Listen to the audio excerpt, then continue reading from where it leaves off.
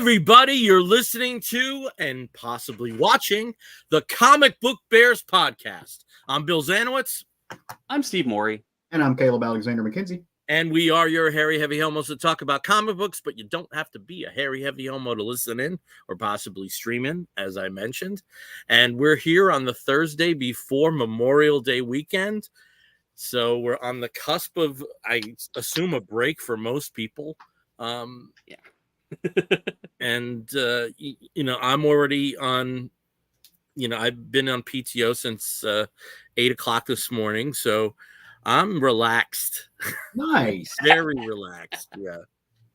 It's nice to be relaxed. It's nice to have sort of like, a long weekend to look forward to. It's a good change. Well, I still have a This is kind of like the stretch. so I'm not relaxed. I'm fairly certain if I ever actually relax, I'll just die.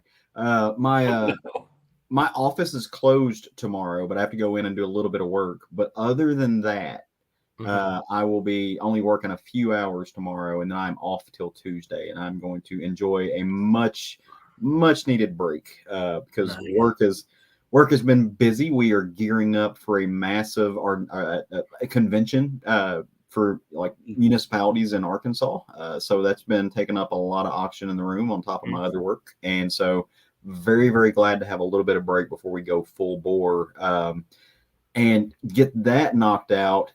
And I'm leaving that Thursday when the convention is kind of over and then coming to see you guys. So I'm super excited. Yay. I think we'll talk about a little bit for Heroes Con. Steve did some recon. Ooh. That was a joke. That's a joke. That was a neat slapper. Hey, you intend your puns. Yeah. There is no unintentional anything here. Yes. Yeah. So this weekend, I don't have much going on. Sunday is the Rolling Stones. Very cool. So that's going to be fun. I've heard of them. They're a bunch of young whippersnappers. So the first time I saw the Stones, Steve, you would have been 1 year old, and Caleb was not born yet. So that's how old I am. At some point, I'm going to give you the daunting task of giving me a list of your. I have an Excel sheet that goes up to 2011, and I think there's over 1,000. No, 2011, and I think that hovers around 1,000 concerts somewhere in that. Yeah, so that's in a list format, and then after that, I was relying on stuff like Setlist FM and Facebook. So sure. Like I could conceivably put the list together, and I always mean to, but I never get to it. Well, so I was more saying a list of your favorite Stone, like your favorite Stones song. I think that'd be a cool thing to do. I can answer that right off the bat, Lady Jane. Okay. Right off the bat, like very by a mile, it's Lady Jane. So interesting. And then because I haven't seen, they're not a band, A, because of the expense, and B, just because they don't come around as much. You have big gaps in years. So it's not been a case where I've seen them on every tour since I've been seeing concerts. But there was a show. I want to say Nassau Coliseum, and I think that was around 2017, 2018, and they played Lady Jane, and that was the first time they played it live since before I was born. So as my straight concert husband Tom said, that was like your whole life. And they just decided to play this song. That's led to this moment here. I almost pulled the trigger on that.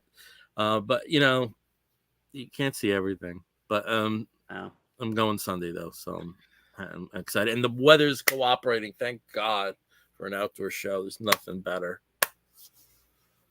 I feel like Wild Horses would be my number one. Yeah. Get Off My Cloud is up there. Yeah. Gimme Shelter is up there. Yeah. Painted Black is way up there. Painted Black is in my top. Yeah, Painted Black. That's mine. Yeah. There's one more. I can't. I'm sitting here going through I'm looking at my playlists on here. I'm trying to think of what my other five, my other fifth one would be. Yeah. Maybe Sympathy for the Devil, but that seems like it's not. It's a great song, but it's not as good as some of their other ones. Yeah. Under My Thumb is way up there. Under My Thumb, that may be what I'm actually thinking of. That is Under My Thumb is way up there for me. Yeah, Nervous Breakdown, I really love. I learned that bass line about 2 months ago, and I haven't played that in a while. I need to go pull out and play that again. Yeah. I see an axe in the back, so there you go. Yeah, that's your opportunity. Handy dandy 4-string. Just in case you need it. What else? God, there's so many good songs. Ruby Tuesday will probably be way up for me. It's a top 10. Way up there, yeah. I could grab it. Anything newer? Is there anything newer than say like 1980? Well, they do 2 songs from Hackney Diamonds, the new song. Like of their new stuff, you know. In the past, there used to be a joke that Randy Newman used to say in concert is like, people have to understand that your creative peak is between 24 and 25 and a half. Yeah. Shattered. Shattered's in my top 10. Shattered, yeah. Yeah. Oh God, I'm just thinking of the album. And there's like a lot of like great buried gems, like Salt of the Earth. You know, there's some deep cuts that are so good that people don't know about. You know, if they're a civilian. But it's only rock and roll, but I like it. Like that's just a pure rock and roll song. Like it's a great song. Like the first song, like when I started really listening to music, and the first song that I appreciated was them. You know, like when I was like 11 or so, Miss You.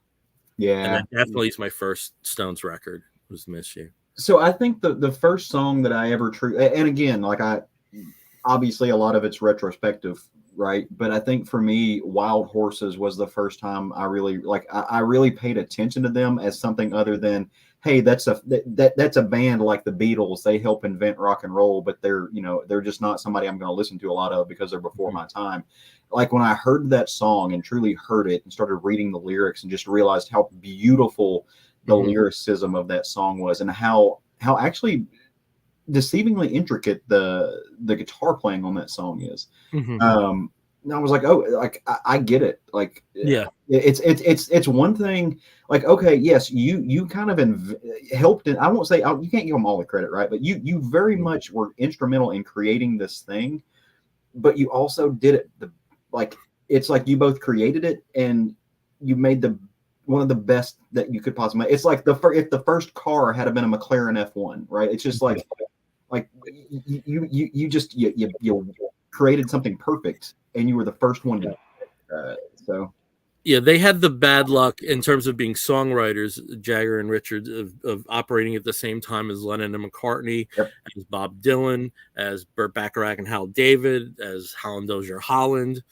You know, they didn't have luck there, you know, because or Brian Wilson, you know, because as songwriters, they're tremendous. They are. And one thing I have to say is what I didn't really appreciate how much of their sound is Keith Richards until his first solo album came out. Yeah. And then I was like, whoa, he's 50% of the Stones, you know. He is. But everybody thinks, you know, Mick, right? Because he's the front man and he's got the moves and the swagger, right? But you've got Richards, and then I really, really don't think that up until, you know, maybe more recently, and people who are truly just appreciative of the music, but the rhythm section of that band was just a well-oiled machine, right? And the thing that was great about them is that it's not a rock rhythm section. No, it's more of a blues rhythm section. Blues and jazz. Yeah. I mean, Charlie Watts is a jazz drummer. Yeah, it plays a lot in like 7-8 time. Like, yeah, so that makes a big difference and makes them stand apart. Yeah. Yeah, it's just amazing. It's just and to have a group that's, you know, kind of chaotic on stage, but that rhythm section it's like they are playing like they play on the recordings, right? They are just that locked in. It's foundational. It really is. So if you're just joining us, welcome to the Rolling Stone Bear. Welcome to Bears Next, we're and going to Rock. be doing a deep dive into like Altamont and the aftermath. But oh well, no, that's pretty cool. Caleb, what about you this weekend? Other than you having to work tomorrow, do you have anything like planned, or is it just collapse until Tuesday? Yeah.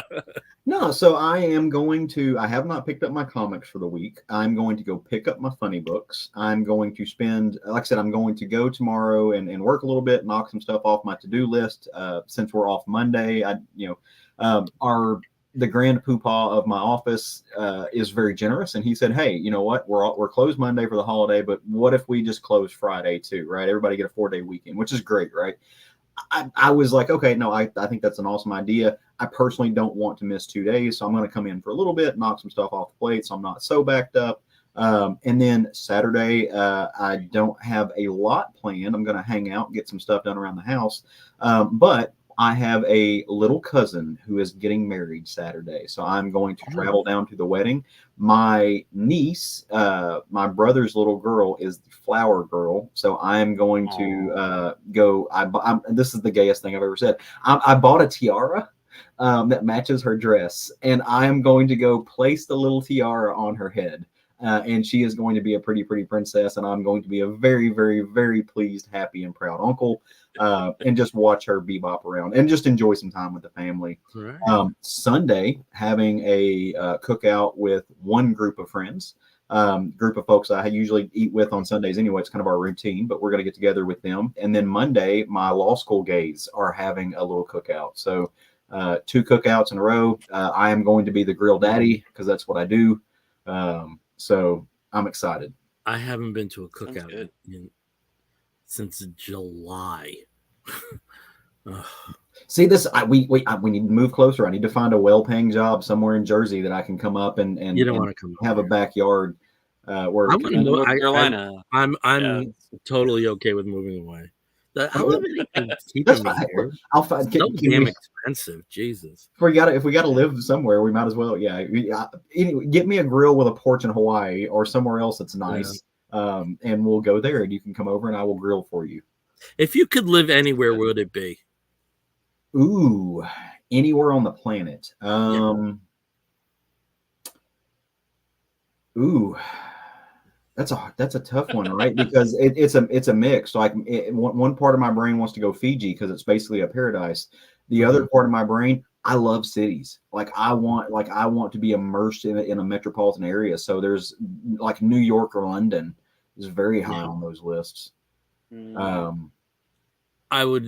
My dream would be to have a house in Kensington in London.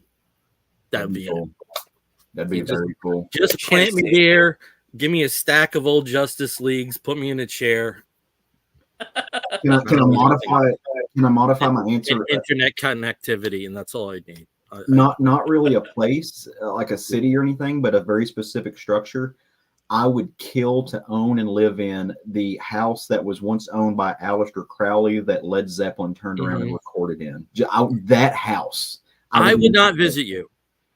Please? I would not visit you. No. You have to meet somewhere else. No. Super haunted. Yes. Super haunted. Not just haunted as fuck. Yeah, no, it's seriously. Like, there is massively like there are spells embedded into the paint. I mean, if you take a look at like all the. Let me just grab this here. It's funny you mentioned this. We don't need. He's gonna go find some ghosts. I got this recently, the Led Zeppelin concert file. Yeah. And all the crazy shit, all the weird shit that happened to them from 74 on. Yeah. Nope. Also, can we talk about how I mentioned randomly a band and like Bill only had to like stretch and stand up a little bit to reference them. That was pure luck just because it's but like that house, just there's so much history, weirdness, and magic there. And I mean, we've talked about my predilection for the dark arts and for that kind of thing. I enjoy it, and I there's some juju there I would like to be around. Nope. Steve, how about you? Where would you live if you could live anywhere? I don't know, because I love living in a city. I like a city with a lot of stuff going on at all times. I mean, I loved when I lived in Montreal when I was in college, but I don't know if I could live there now, just with all the crazy political stuff that's going on up there. But um, everywhere else that I'd enjoy, like potentially living in Tokyo, living down in Sydney, I often can do Berlin. Sydney. I mean, these are just I was great. I was Like, a-okay with Australia, but there's a website, things in Australia that will kill you. oh yeah, yeah, yeah. I Yeah. mean, Everything if in you're living in the Australia will kill you. city, if you're in a city, you're gonna No, be yeah, I know okay. you're okay, yeah, but whoa, Yeah. that's like another planet. Well, yeah. Everything there is specifically evolved to murder. Yeah. Sure. Yeah. Yeah, it's yeah. I mean, wildlife is one thing. I, I mean, I don't know. Like, there's so many great places that have part of what I want. Like I Yeah. would love to live here for this, but I'd also love to live somewhere else for another Yeah. aspect. And it's Yeah. it's kind of hard to find something that has everything for you. That's not going to end up being either an expensive death trap or just on the cusp of political upheaval. So. Yeah. I don't anywhere really, anywhere with a comic book shop and a bubble tea store and a Ooh, good movie theater. Prague. I'd live in Prague Prague too. would be yes, Prague would be nice, but Yeah. again, you'd have to wait for some movies to get Mhm. there. I could live in Yeah. Amsterdam easily. See, I'd die. Too many bikes. That's your issue? Then Too I'd many die. bikes. I get run over. If I've Like, I got, wouldn't live in Beijing because I too many could bikes. live in Amsterdam. Cars. here's my thing with Amsterdam, right? Like I could go and visit Amsterdam and be fine. If I've got stupid money where I get to just live anywhere and like to have the means to do whatever I want and everything, it means I'm not struggling, like I'm not living paycheck to paycheck, then I've got no reason not to do a lot of the things that I could do in Amsterdam, and I would die. I would die very young. Like I would like if I have no reason not to, like a lot of the reason that I'm the fine upstanding citizen that I am is because I have reasons to be. Like if I've got stupid money, I'm gonna do a lot of drugs. like why not? Yeah. Well, and also public health care, which is really good there. So, Also you've because got there's a at lot of least drugs. somebody reviving you. If you're rich, who gives a fuck? I'll med flight the team in. Yeah. Oh. Oh boy. All right. That's enough. We have to talk about comic books. We kind of have to. I So guess it's the point. Steve, tell us. Let's do like a little bit of a preview for Heroes Con, where all three of us will be. I know. Yeah. So Heroes Con is in less than a month from today. Today being May 23rd. It is less than a month away. It is Father's Day weekend here in the U.S. Anybody need a daddy? Sunday the 16th. And for any daddies that want to attend, absolutely come and join us. Yeah, so it'll be in Charlotte, North Carolina, and as with every year, there's just an insane number of guests that are going to be there. Just a crazy number of artists, writers, colorists, letterers. Just anybody who has anything to do with comics is going to be there, which is pretty cool. So I just browsing through their list of guests, we have names like Francesco Francavilla, Scotty Young, Ryan Brown, Amanda Conner, and Jimmy Palmiotti, who of course are always a package deal. Mark Guggenheim, Jay Lee, Mark Buckingham, Chris Claremont, of course, is going to be making another appearance there. Howard Chaykin, Justin Jordan. I don't know if you've ever heard of him, Caleb. He did a couple books here and there. Slightly. Might know. Chrissy Zullo, Alyssa Wong, if you read Spirit World from DC. Stephanie Williams. I mean, there's a lot more names. There's a ton more names on there. But if you want to check them out, see if you're still kind of on the fence of popping by, if you go to heroesonline.com, you can actually get a link to the entire guest list, and it is. So I have to ask you, because of two names you omitted there who are so ingrained in the Heroes Con culture. No Matt Fraction or Kelly Sue? No, not this time around. I think. Oh, yeah, no, not this time. Chip Zdarsky, I don't think also it will be attending. Mhm. They used to attend quite frequently. Matt, of course, used to work at Heroes Aren't Hard to Find in Charlotte years ago. But I think probably because West Coast, it's going to be a little bit tricky for them, to get out here. Might be part of it. But they did used to attend quite frequently. Milk Fed used to have a pretty good presence at the show, as well as doing some panel work. But yeah, I don't this time and last year as well. And I remember one of my favorite times where they were both there. They were like selling out of the Tijuana Bible from Sex Crim, was just flying off of Matt's table there. And it was that was actually pretty funny. Getting to chat with Chip Zdarsky, who is he's just a lot of fun in person too. Getting those guys together is just always a blast. Too bad they won't be here this time. For somebody else who was a mainstay, and I completely understand why there may be a no-show, Jim Rugg. Yeah. He is still coming. Yeah, I've heard he is. He will still be there. And also, there will be the family of Ed Pisker is going to be tabling. So so probably with Jim Rugg, because they always kind of table together. So they are going to be there. So they'll I've seen them in the past, like Neil Adams' family. But I think some of it is they already have the table. But that's a big part of it. I think some of that is that. I don't know if Tom Scully's coming or not. I haven't heard about that yet, but I knew that Rugg was going to be there. I think Tom Scully's going to be there actually. I think there were a couple other people too that usually kind of in that orbit. There will be a Van Sciver present, but it will be the fun one, Noah.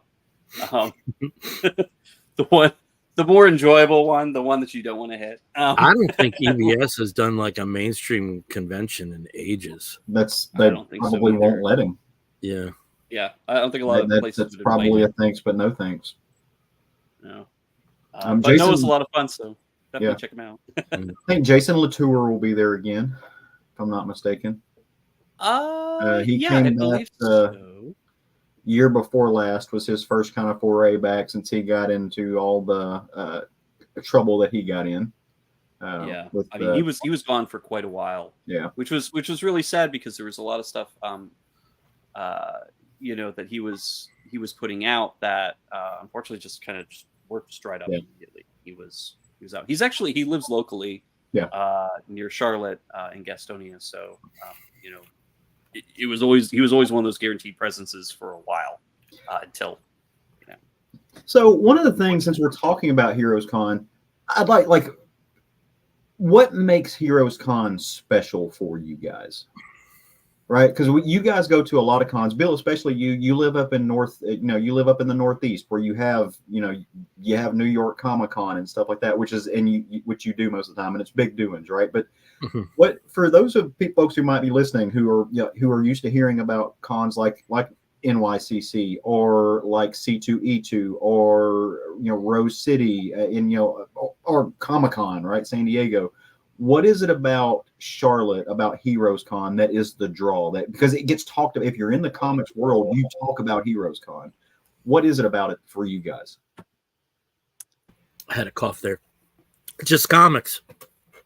It's just comics. Same thing with Baltimore. Those are my two favorite cons because it's just comics. Yep. I think that keeping it simple is one of the big reasons why it's so popular, because there's nothing between you and the artists, the writers, people that you've grown up reading, creators of all these characters that you love. The only thing between you and them is what a 4 foot wide table. Like that is it, and that's all day, 3 days. 3 days in. And I'm not coming from that standpoint of being a snob about pop culture conventions. They have their merits too. They have their merits of, I'm certain that there would be shows I'd love to get photo ops with certain people, and they have their place too. I don't want to be a snob about that, but there's something very appealing about there's still something very lo-fi about something where that it's just a Comic-Con. Well, I think it's just comics, and I guess I think that's what it is for me. And again, I'm kind of like you. I don't want to be a snob about the like you said, quote unquote, pop culture cons, right? They have But their what place. what I love about, and I've only been to Heroes once, right? So I can only speak to that. But what I love about Heroes is that it is a con-wide celebration of the medium of comics, right? Of these things. And the other cons are not that, right? There's a corner that is a celebration of the medium of comics, and then you get a celebration of movies, you get a celebration of books and toys and everything else. And now obviously there's going to be vendors selling toys and stuff, but your big studios aren't set up, and you don't have a ton of actors who are like taking pictures and stuff.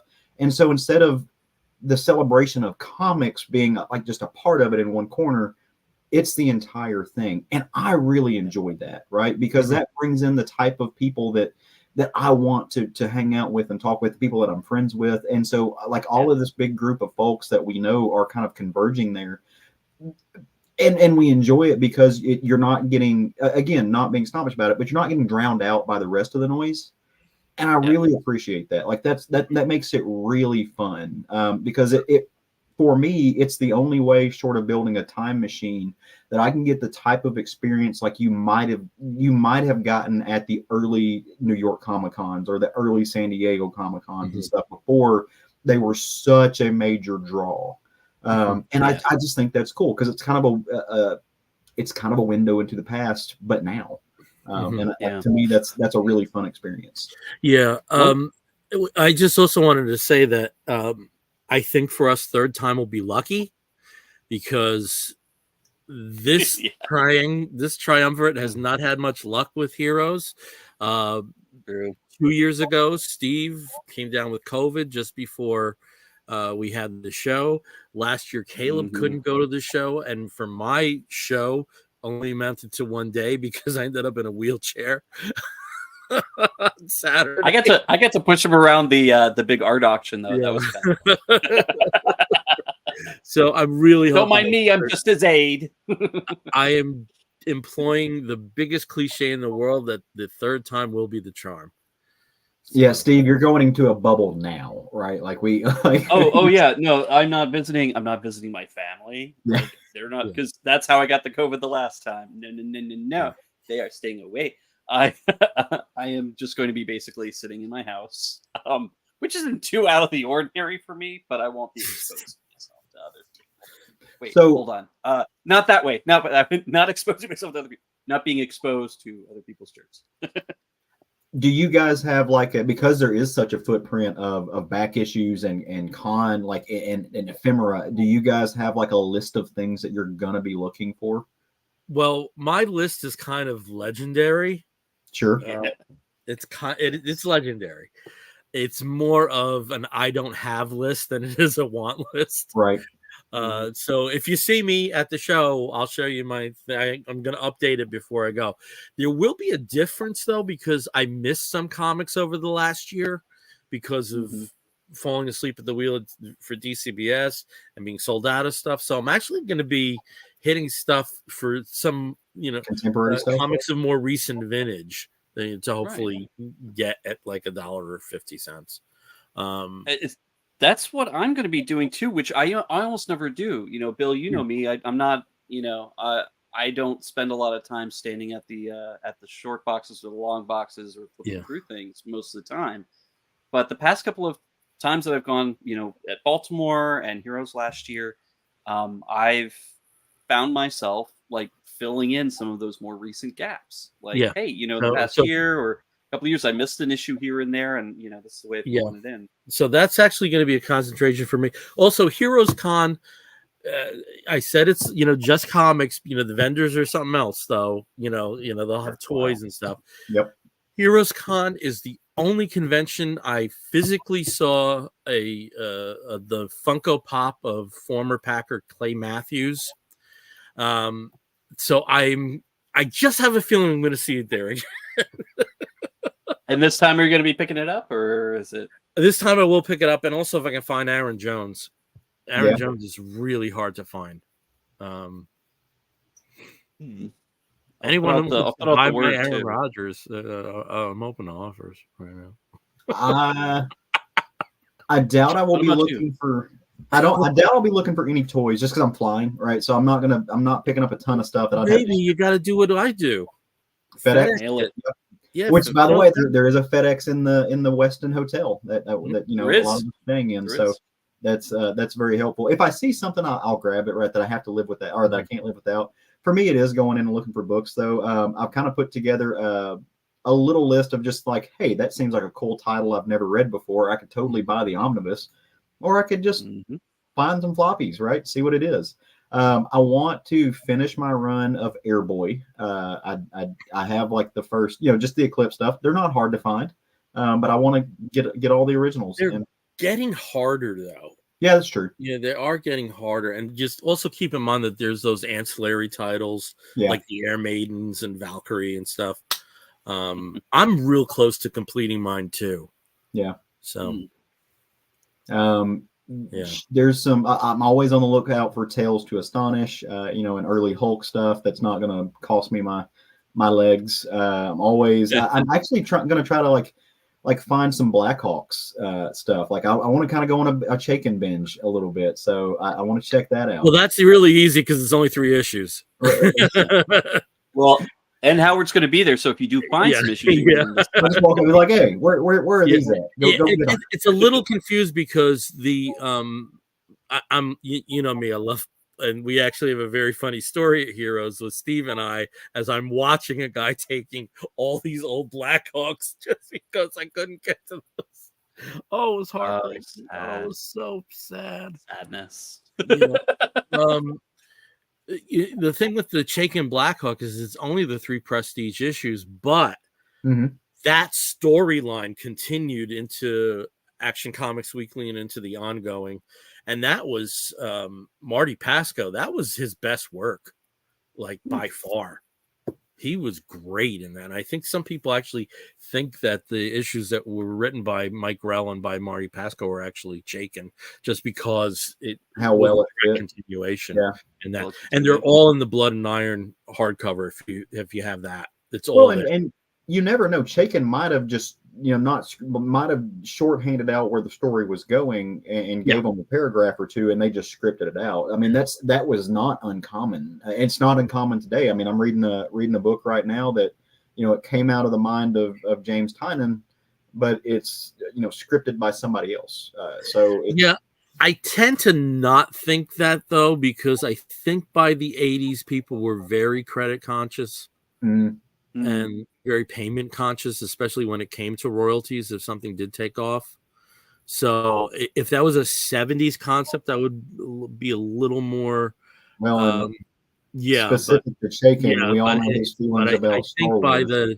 I think by the 80s the creators were savvy enough not to give anything away. Well, and I don't know if you caught what I said. I was going to say specific to Chaykin, we all know his feelings around the way that the politics of him creating Star Wars. And even though he did get credit on that, he was not happy with it at all, and did not like the editorializing that was done and stuff. The world around it. So he doesn't even talk about the Star Wars stuff now, or he just badmouths it. So he's not happy with it at all. Just because the editorial was so heavy-handed. I want to. Marvel Star Wars series was so strange, though. I mean, it really was. Fun. I'm going to be similar to that vein. I'm going to be looking for some American flag. I want to check that out. See if I can't find American that flag. You can get cheap. You can usually find those pretty cheap. Yeah. If you want, I can pull out a couple issues that I have. Contribute to the cause. Yeah, you definitely can get cheap. Yeah. And then last but not even last, I'm just not mentioning a bunch of stuff, but I want to try to finish out my run of Marvel Comics Presents. I've been working on it for a long, long time. I love that series. Again, not expensive, right? It's mostly later issues that I've got to get, but I just, in theory, love with that. Love with that. It's a bunch of stories in one. It was affordable for people who wanted to read about a bunch of characters, but didn't have the money to buy 14 titles. You could just pick a book and you get parts of 6 stories.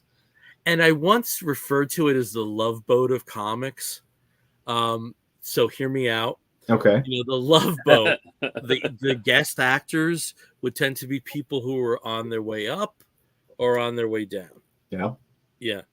And you got that with Marvel Comics Presents. You would have artists that were working in the 40s and artists where it was their first published work in there. So that's where that comes from. Well, and for that exact reason, it's for the artists that are on that's their first work.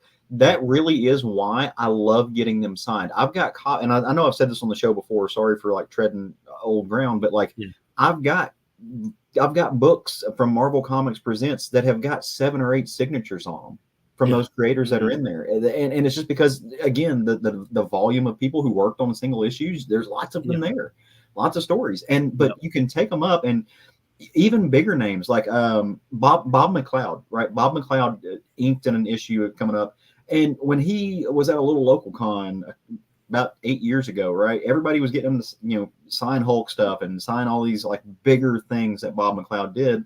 I took it up to him and was like, hey, I want you to sign this. And he was like, I think this was the first thing I ever did for Marvel. I'm not sure, but it was close. I haven't seen this in forever. And so him and I forget who it was that was tabling beside him. They stopped what they were doing and they just spent some time like flipping through my copy of it and geeking out. And then he signed it and stuff. And so that's cool to see because they realize, like for me, right? These folks, they have, and this is again not knocking if people do this, you do you, right? But there's a lot of people who just want their signature for flipping value, right? Yeah. Please sign this. Don't smudge it up because I'm going to sell it on eBay or whatever. I'm going to flip it. It's worth money. Yeah. That shit's going to be in my attic when I die, right? Like it's not going anywhere. Yeah. I love it because it is what it is. And I think when you take something like that to them, they're like, okay, no, this guy's just a fan, right? Like he appreciates this and he's going to keep it. So look at all these other signatures on there. That's awesome. And you get to see these creators smile, and to see a creator get nostalgic is pretty cool. Mm-hmm. Yeah. And like you said, I mean, that's the thing with. Go ahead, Steve. Oh no, I was just gonna say this. One of my favorite things about getting something signed, at a con, really any con. I don't usually bring stuff to get signed. I will pick it up from the artist, from the writer themselves, if they're selling something, or if they're not, I'll find something in the con and then bring it to them to sign. And I like it being personalized. I like saying like, don't just, if you can, like, I mean, some of them are just sort of like, I don't really have time for writing anything, but I like to have a story with the signature. That's like, rare, say, hey, Steve. That's really rare. I really haven't had too many. One creator who was stoned out of his gourd.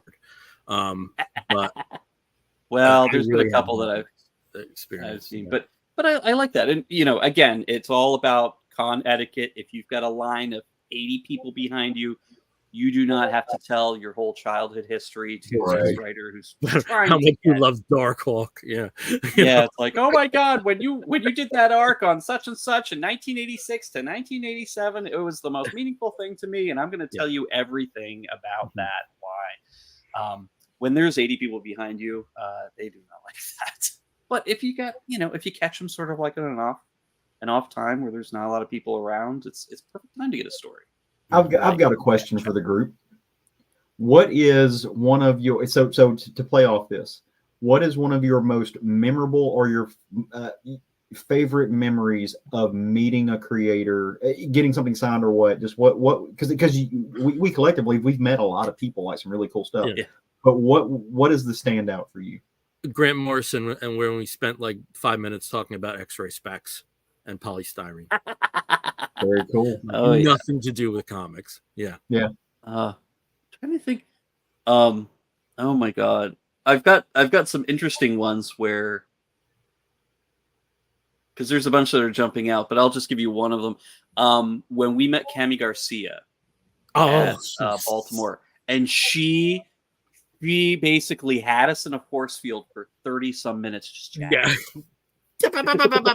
Like we were just blah blah blah blah blah blah, and like there were people who were like, again, you were talking about con etiquette. I'm on my book side, yeah. But I'm not gonna cut her off if she wants to talk about like, the books. Cami Garcia, that was a great experience. Yeah. Working in publishing and everything. She was just so much fun, just chatting with, because it was like meeting. It was like a meeting, a family friend for someone you hadn't seen for 20 years, and she just wanted to give you all the stories like fill you in right there. Yeah. I was like, wow, this is a lot of fun, but oh my god, we've been here for how long? Yeah. But yeah, that's one of them. One of those stories. I like there's just interesting people that sometimes you just sort of come across. My most embarrassing one, I told it here, was when I didn't recognize Matt Wagner. Because he was just kind of hanging out by himself. He was alone. Nobody was around him. Nobody was talking to him. Yeah. He was just kind of doodling it. That also baffles me, because sometimes you get you think like these people would have, people at their table. Like, I was shocked when there was nobody at Terry Moore's table. Yeah. Now, granted, it was like 5:30 p.m. It wasn't like the peak time, and so I just went over and talked to him. I didn't have anything to sign it, and just said, started talking about like how how much I dug, not just Strangers in Paradise, but some of the other auxiliary. Yeah. The Matt Wagner one. It was one of those situations where I didn't recognize who it was. I mean, obviously he was kind of hot, so I was like, I'll just see what he's got there. And he had his big old portfolio book with lots of sketches, and I'm like, wow, you're really good. Yeah. I started seeing like, wait, I recognize some. Oh, Grendel. Oh, okay, sorry. Yeah. Yes. Oh, nice to meet you. I know. We've talked about not being. I'm not an original art guy. At home, look what's behind me. I don't have the space. I have the wall space. He is somebody I eventually would like to get a page from. Yeah. Yeah. He is somebody I'd eventually like to get a page from. Him and Kevin McGuire. I can see that. Yeah. Those are two artists I would like to get a page from. Yeah. Well, you do have an opportunity at Heroes Con because Kevin will be there. Wagner will not be. But but there are. I mean, there's. There are definitely will be. Yeah. But yeah, I mean, there's like meeting artists, meeting writers, getting to chat with them about stuff is really fun. But also panels. Panels are great too. And when you have sort of like a more pop culture con, a lot of the people that are around you are going to the big panels where they're going to talk about retrospective on a particular show or some kind of movie or whatever. And there's a lot of foot traffic and a lot of attention on those. Heroes Con, it is all about the comics, and you'll get some really interesting stories. I mean, Bill and I, we went and saw Jeff Smith talk about like the history of Bone and like how it happened and who he who was involved in the history, like who was involved, who convinced him to put him in color. Like that was a huge I don't know, color. Nobody's gonna want to read that. It's like Art Spiegelman thinks so. Yeah. And a good thing about I've never had a problem getting into a panel of Heroes. Yeah. Yeah. The rooms are really big. Yeah. To start. Yeah. So. Yeah. I still want to do a lot to look forward to. And plus, we'll I'm be an busy. old man, so I can't stay on my feet too long these days. So it is a nice place to take a seat. Fucking truth, yeah. So I gotta be sensible about how long I'm on my feet. So. Comfy shoes. Yeah. Well, it's the inserts. The inserts of the comfy inserts. Yeah. Custom made orthotics. So for me, I've got a couple, right? Like eating a sandwich with Garth Ennis in New York Comic Con was fun. Just because I was like, it was a very surreal moment. I was like, oh, sitting at a table having a sandwich with Garth Ennis. Thanks, Avatar Press. But for me, like I'd say like the best moment was definitely meeting George Perez and talking to him and having that moment, like you said, con etiquette. I'm not going to give you my childhood story, but being able to say, hey man, like you're the artist that made me a comic fan. Also, I'm really gay, but I've got most of your bondage comics that you have drawn. And he was just like, that's a sentence I've never heard before, but that's awesome. Because George Perez drew a lot of bondage comics. That was something he was very into the kink scene. And so he has porn credits, Oh, 100%. Yeah. Yeah. He's not talent, as they say, but he's like the bartender or He it's just a really cool guy. Dispatcher. Yeah. But yeah, so I actively will seek that, like as far as the printed stuff that he drew and did, like that, I'll actively seek that out. I'm always looking for that. So if anybody has some of that or can point me in the right direction, I'm down for it. Right. Andy Mangles could probably give you the credits. So that's mine. Yeah. Just because what a dynamic human. Yeah. So we got HeroesCon coming up. We'll be talking about it, and then we'll be talking about having put another year in the can. So. Yeah. And just knocking wood, nothing going wrong. Nothing going wrong. No injuries, no illnesses. We're going to we're nothing. All right, we are like at the 45 minutes in, mark, and we haven't talked about a single new comic book yet. So why don't we do that? Steve, you've been on before we got on about how this is going to be the summer of James Tynion, so why don't you just start off with that? So it is Tiny Onion. It is Tiny Onion season. And he's obviously, his name has been popping up quite a bit over the past several years.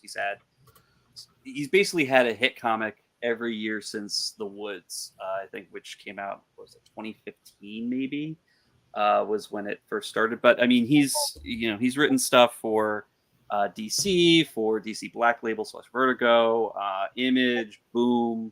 Boom's put out quite a bit of his stuff, like The Woods, but also I think Something's Killing Children, and a few other series. In fact, Boom, I think for their free comic book day, they did The World of James Tynion as one of their free comic book day issues that had segments from The Medic, from Wind, from The Woods, and a couple other series that they published.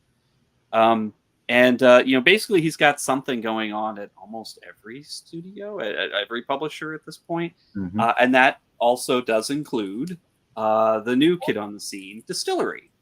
So Distillery has put out a new series. It's going to be a 4-parter called Spectrograph. And, like most of Tynion's other stuff lately, it is horror. So it is a horror comic with a little bit of, interesting stuff going on. This is being touted as, if you liked, what is it? House of Slaughter? House on Haunted Hill. The 13 Ghosts. What was that movie? The 13 Ghosts. Probably called 13 Ghosts. But like things like that, where it's a very bizarre house that's kind of the center of it. And inside the house are trapped spirits of some sort. Some kind of supernatural entities are there to torture the people who are trapped inside. And as a very basic elevator pitch, I mean, that kind of describes what this book is. Going into it a little bit more, though, there's a lot of interesting, corollaries to maybe, something like, I'm trying to think of a really good, similarity with a film or something, but it's not hitting me right now. I had it written down, but yeah. But in this case, we start with essentially back in 1967, some secret sort of occult society is having a meeting, and a gentleman who's no longer part of the society, left the society, was driven out or kicked out, has made his appearance in a very overly dramatic way. Surrounded by people in robes, he stands in front of the fire and declares, essentially, that he doesn't believe in ghosts, but he's going to make them happen anyway. He knows they don't exist, but he wants there to have been ghosts.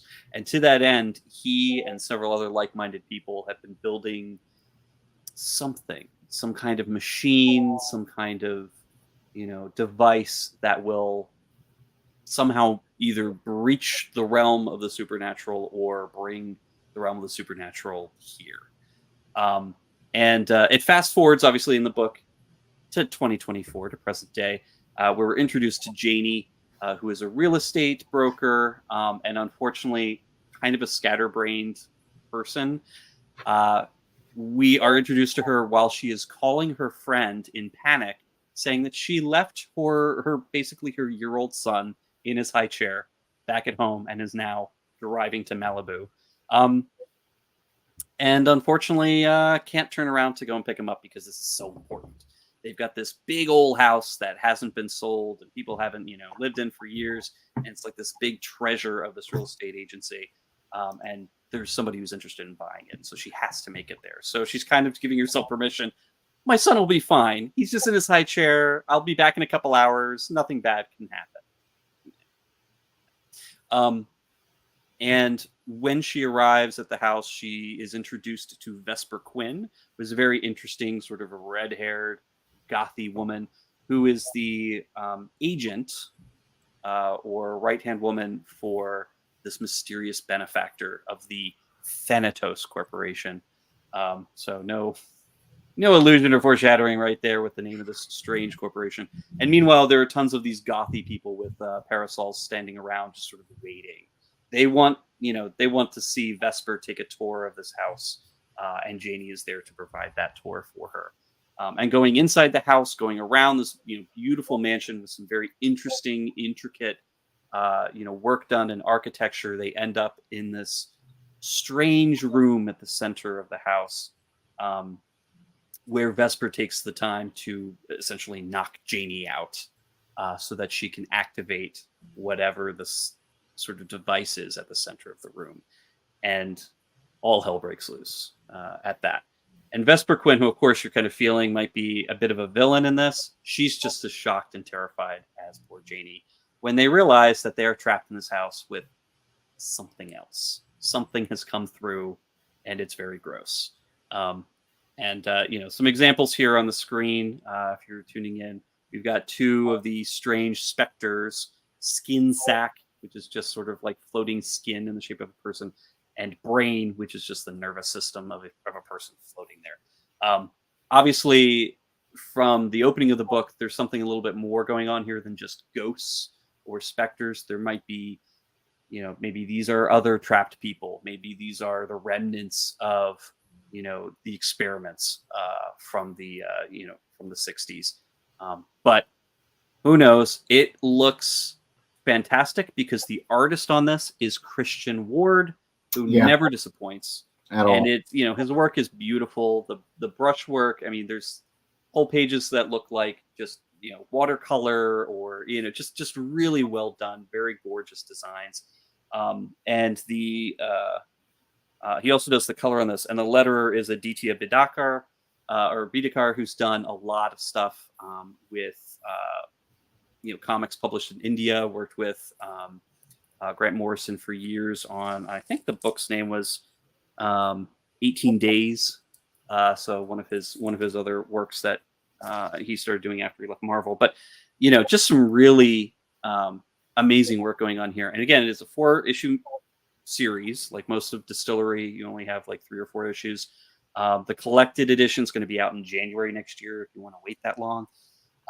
But I'm intrigued. I've been really enjoying how Distillery has been putting out their books. They're all extremely high quality. They're also very large size. So luckily I was able to find magazine size boards and bags that weren't going to break the bank. But yeah, it's gorgeous. Some of the cover art, if you can find it, is also pretty amazing. Joelle Jones, issue number 1, sold out extremely quickly.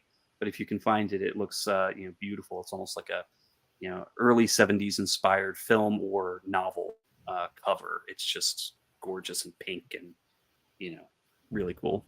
But yeah, so I don't know if anybody else has read issue number 1 on this. I mean, no, but you got me interested. Yeah, it's cool. Hits a lot of my buttons. It's really cool. I mean, like if 1967 Secret Society, like fantastic names like what Vesper Quinn. I mean, you had me at Skin Sack. That was Skin all Sack, I needed. Yeah.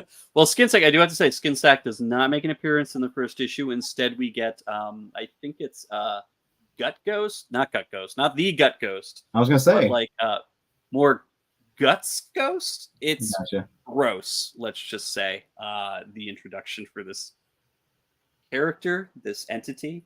that makes its appearance. But it's really intriguing, and also, with a heroine like Janie, who, man, she left her toddler in a high chair back in LA somewhere while she's off on this job, and now is trapped in a mansion that's also a vortex for evil, maybe.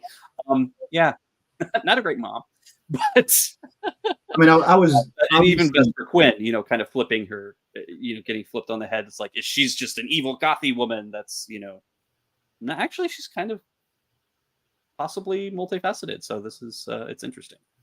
Tinian likes to play with his characters like that. So, I mean, Joe, being a little bit flippant about the skin sack thing, but I mean, legitimately, magazine-sized Christian Ward art is all really the draw there for me. Like I love that guy's art, and to have it when a good artist needs that extra square footage, I guess, that extra real estate, or at least gets that extra real estate on the page to show out.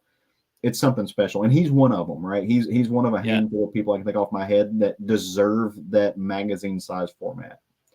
And this isn't the first time in the past year, actually. I mean, he did Aquaman. What was it? Yeah. Aquaman Armageddon. And that was also, with Black Label, that ended up being, a magazine. Was it Armageddon or Andromeda? Andromeda, sorry, yeah. Oh, yeah, Aquaman Andromeda. And I'm looking at this. That was written by Ram V. So, yeah, I mean, like, just great teamwork on that one. But I'm looking at this when you were talking about, like, having magazine size. I look back at Matt Fraction's Odyssey that he did with Christian Ward, and imagining that with much bigger format. Oof, that would have been really cool, because that was an interesting looking book. So, but yeah, I recommend it. Distillery's been really putting out some great stuff the past year since they came out. So, not disappointed with this one. Nice. Very cool. Nice. All right, let's throw it over to Caleb. Caleb, tell us about a book you're reading that you're digging. All right, Steve. I see your James Tynan, and I raise you a Kyle Starks. Which I told you I have a huge crush on Kyle Starks. Oh, and I've seen the man, so that's a mountain you can climb. He is tall and yeah, isn't he like 6'7"? No, Kyle Starks. No, you might be thinking of Chris. Chris Schweitzer. I am thinking of Chris Schweitzer. Okay, yeah. I was getting them conflated. Chris Schweitzer is a mountain. Kyle Starks is fun size. Yeah. So. Okay. Some reason I was thinking Chris Schweitzer, who is a mountain of a man. So and they usually table together at cons because they did a book together. Yep. So. Or I think they've done a couple of projects together now. But back to the book I was going to talk about. So Boom Studios, you mentioned them earlier. Very good publisher, putting out a lot of great stuff. This is a new-ish series. I say new-ish. It's on issue 5 right now. I think if you go to the comic book store, you should be able to find the first 5 issues. But as I'm wont to do, I let it stack up a little bit. So I just read this week.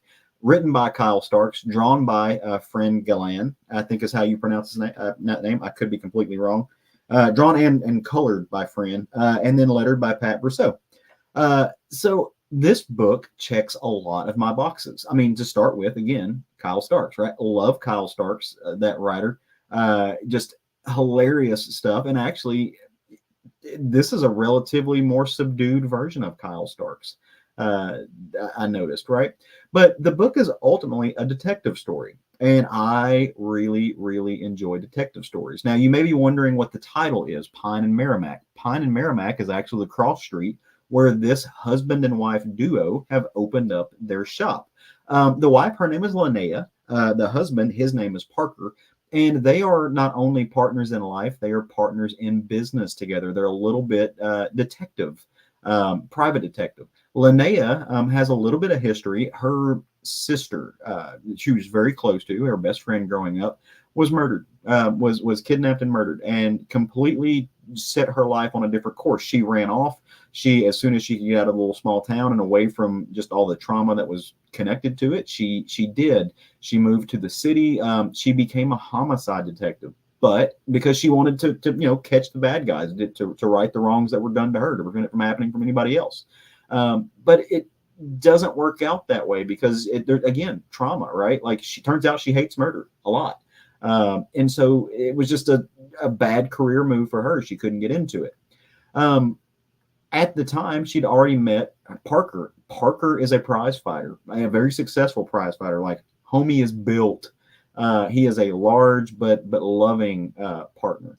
And she goes to him. She's like, "Look, I'm sorry. I don't know what this means for us, but I've got to get out. I need to move home. I got to get away. I can't do this anymore." And he's like, "Well, the only thing it means is that I'm coming with you, and we'll do whatever we need to do."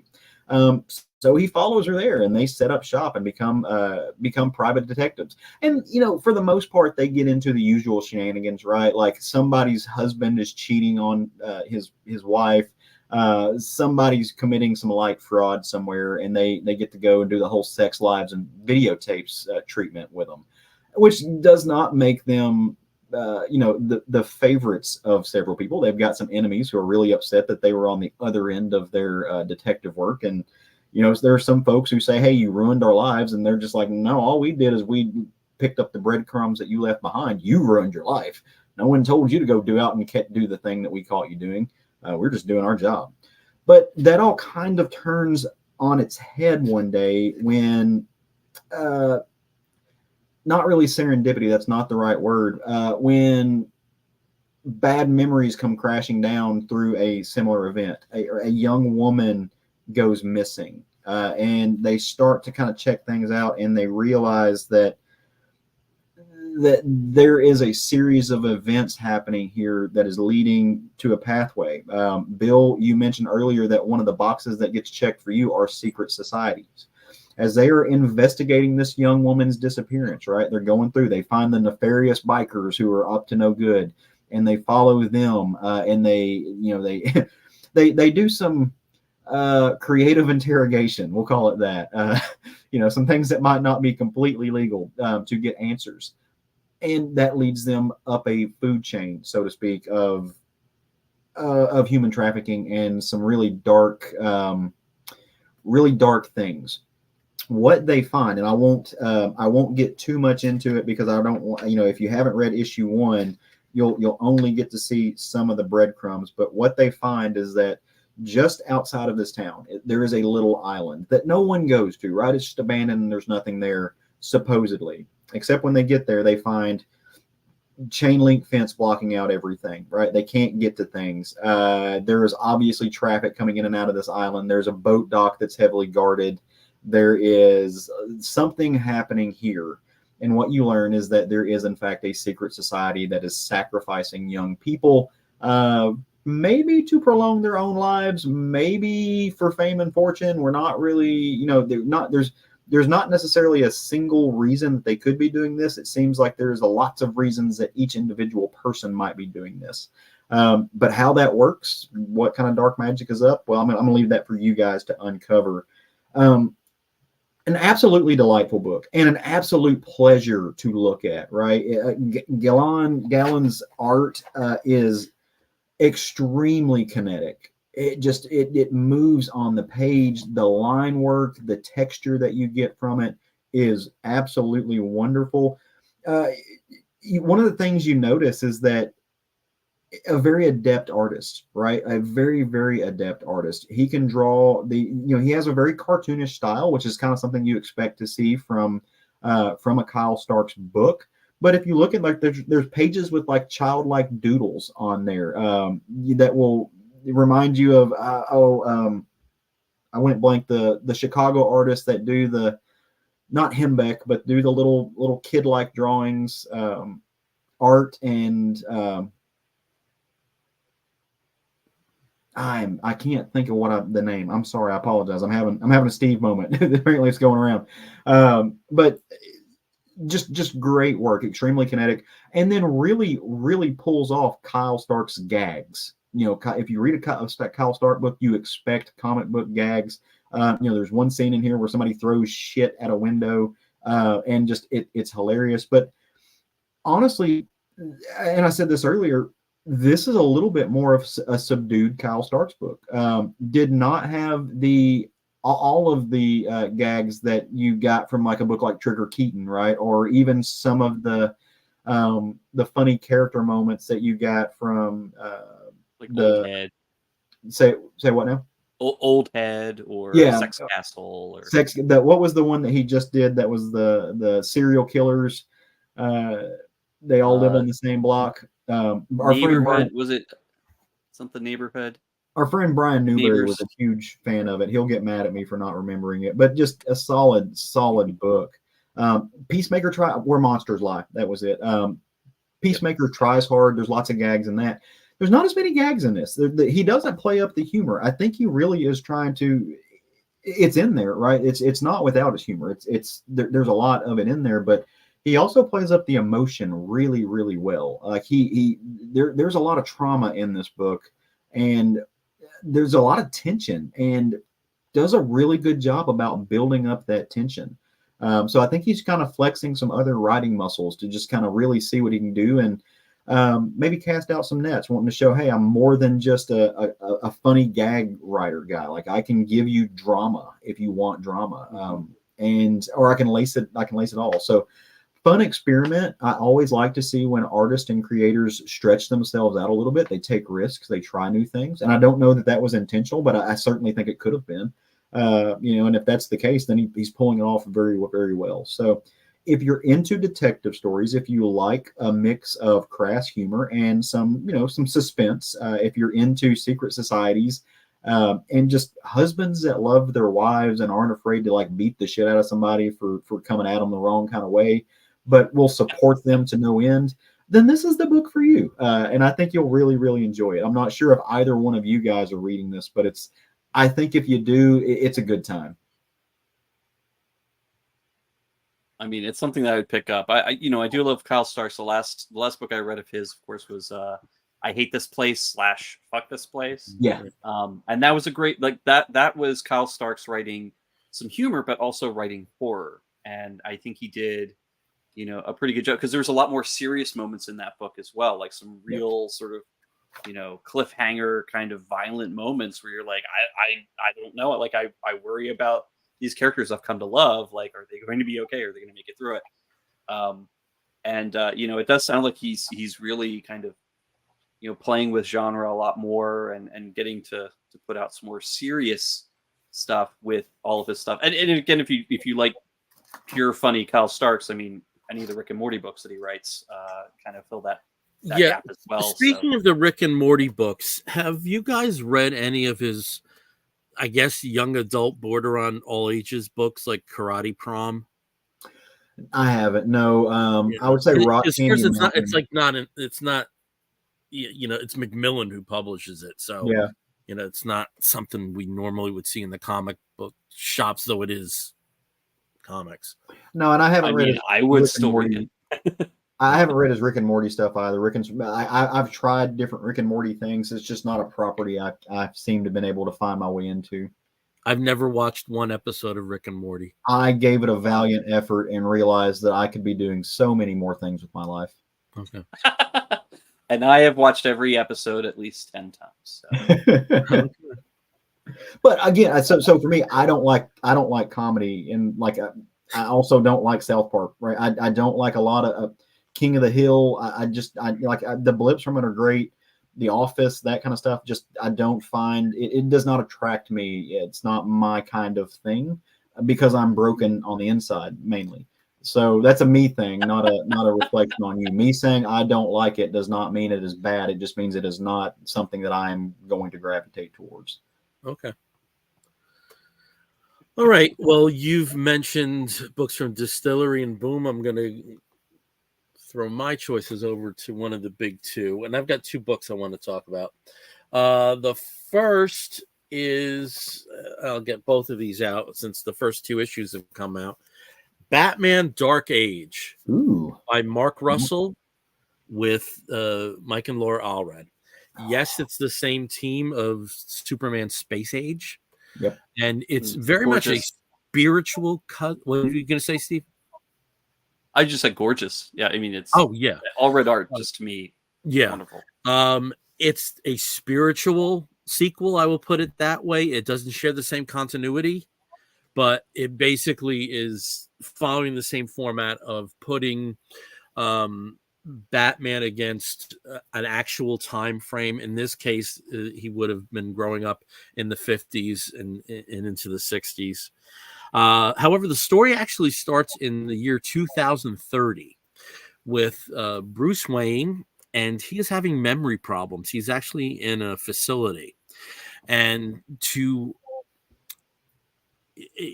as part of his treatment, he's writing down some of the events from his past. Now, the events from his past means he's Batman, so I don't know who actually is going to have eyes on this journal that he's doing. But this is basically his story from that perspective. And we actually start in 1957, and Thomas and Martha Wayne are going to see the Curse of Zora, but there's a slight twist in the origin story here. Bruce stays home, and that makes a very big difference on his trajectory as a young adult. Initially, he is the curious, the calculating Bruce Wayne that we're used to, but then he goes astray a little bit as he hits his teens. Then I don't think that's any surprise. This is set against the backdrop of the inheritance of Wayne Enterprises. So Bruce, when he reaches the age of 18, is going to take the reins as president and CEO. Until then, there's an interim. Lucius Fox is voted out, and the Black Mask, Royan Cyanis, however the fuck you pronounce it, is the one that actually takes the reins of Wayne Corp. And this also means that before his 18th birthday, they're going to rub out Bruce. So that storyline is percolating. There are a series of events where Cyanis is, while still with the company, it's determined because of some of his associations, it might be best if there is somebody new at the helm. And this is a spoiler, and I think this is going to play into something really big later. It turns out to be Pariah from Crisis on Infinite Earths. This is how crazy it gets, okay? And in the last frame of the first issue, they're talking about projections, and he says outright, we don't have to go that far. Let's stop around 1985. So through the first issue, you have his first meeting with this version of Selina. As I said, he's going down a darker path. He ends up in a street fight, and while he usually is bailed out by his wealth, in this case, they can't get to him in time, and the actual arresting officer is James Gordon, and he ends up getting sentenced to 10 years in Gotham prison. So the second issue, he's there in jail, and what happens is, and this almost looks like there's a Poison Ivy thing that's bait and switch. That really isn't. This is actually the jungles of Vietnam. That's what the precursor is. He avails himself pretty well in fights in jail because the contract's still out on him. Somebody gets wind of this, and this turns out to be General Sam Lane, and with that, he ends up in Vietnam. And he's with a particular battalion that is being trained by Ra's al Ghul. And some of the other individuals that are part of his battalion are also the children of very wealthy men, which include Max Lord and Oliver Queen. So, and these aren't surprises. It's stated outright, even in solicit. So, sorry for spoiling, but this is how this goes. So, Bruce avails himself pretty well as a soldier in Vietnam.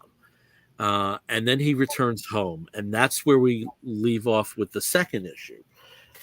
Through the middle, this, and also we actually see him become Batman in a sense. When you read the story, it'll make sense. One of the great things about the Superman series that Russell and the Allreds put together was that there were real life historical events. We don't have that as much here. just because I think Russell's needs to tell a very different story. But we do have some stuff. We have an extended cameo by Lenny Bruce, because Bruce starts going to beatnik and comedy clubs.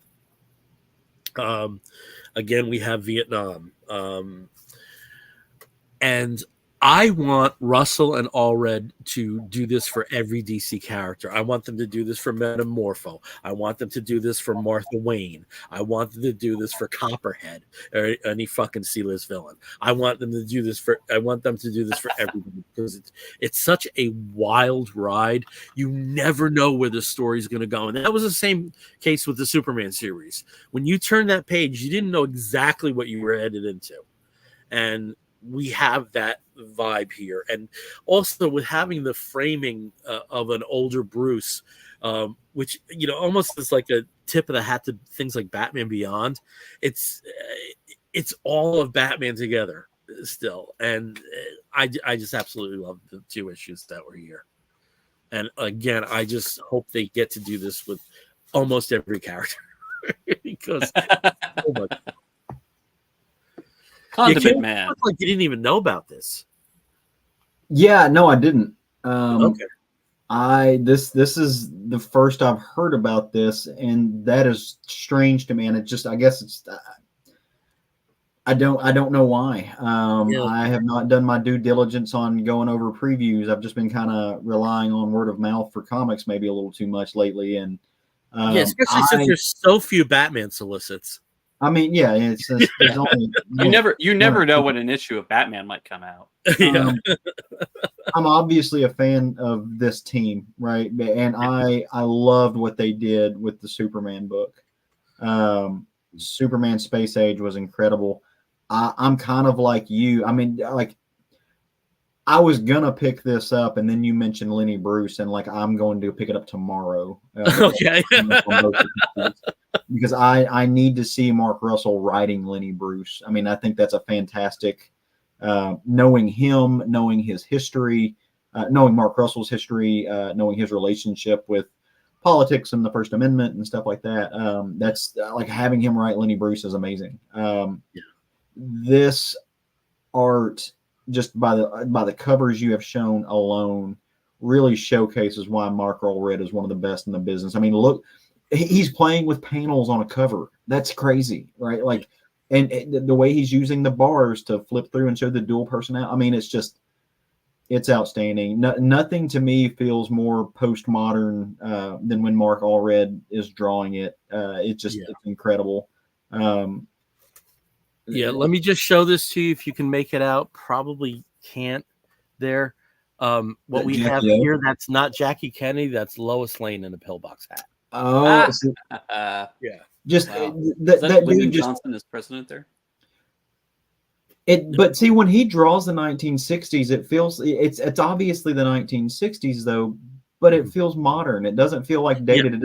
It doesn't feel like he's showing you like David Attenborough's voice is going to come over and tell you a fun fact about what happened on the grassy knoll. Like it feels like, okay, like this is now, but it's just it's a modern. I don't know how to say it. It is history through a futuristic lens, and it works so well. Yeah, the thing I've always felt with Allred's art is there's a level of creepiness to it. Yeah. The colors are always very bright. I always think the X-Force, Ecstatics was probably the peak of this, where there's this subversion that goes on. It doesn't matter what's being drawn. It can be, a couple of, it can be a couple kissing on a blanket at a picnic, but there's still this level of darkness in there. Well, it's I don't know if that comes from Mormonism or, where that comes from, but keep it up because there's no one else like him. Well, there's nobody else like him.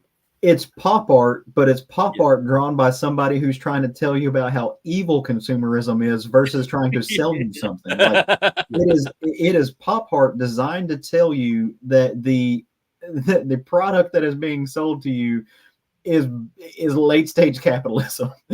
Or is probably going to kill you because you've lost all hope in in yourself. Yeah, and Victor again with, Victor's joined us as well, and he's mentioned he does agree on the playing with panels on the cover of the jail bars. Yeah, I mean, just very, very clever framing, very clever. Yeah, and again with Russell with the politics, though this isn't as steeped as Space Age is, there are these brilliant little twists that he always pulls in. A thing about Vietnam is it wasn't the rich kids that were dying over there.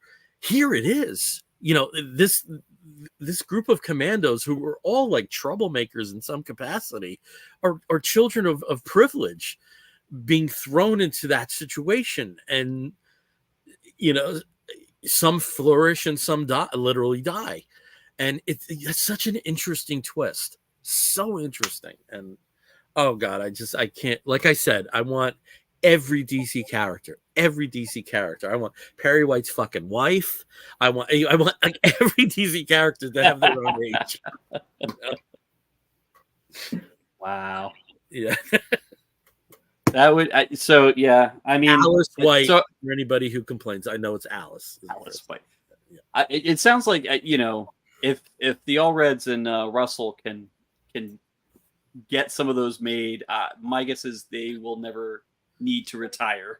Yeah, there will be Bill Zanowitz buying every single issue. And then I'll just keep going with my second issue. And this is a done in one. It's an anniversary issue. And Caleb commented that this is, probably the best continuing series that's out there right now. Yes. And that's Batman Superman World's Finest. Yep. This is the 25th issue. It's the oversized 25th issue. And you'll see there you have Superman and Batman, but who do you also have? You have Lex Luthor and you have Joker. And this is about a team up between the two. So for one issue, this becomes World's Vilest. Though we have a Dan Mora cover here, the art inside is by Steve Pugh. Yeah. And I hear an echo. Is everything okay? We're all good? Okay. So one of the best conceits about World's Finest is it's not set to a particular time. Most of the stories take place at some point in the past, but they don't lock it into like Batman's first year or, a year after the death of Superman and Doomsday. It's a bit amorphous, and that is ideal for Mark Waid as a writer. That's ideal for him. Because I think you just have more fun in the sandbox, where something that clearly is steeped in continuity yet not locked to one particular time, and he just seems to flourish in these kind of situations.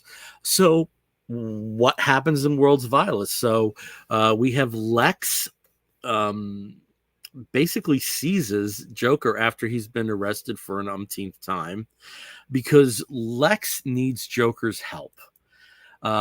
There is an item that Lex wants to obtain, and he knows that the only way he's going to be able to get it is with someone who is well versed in madness, and who better than the Joker.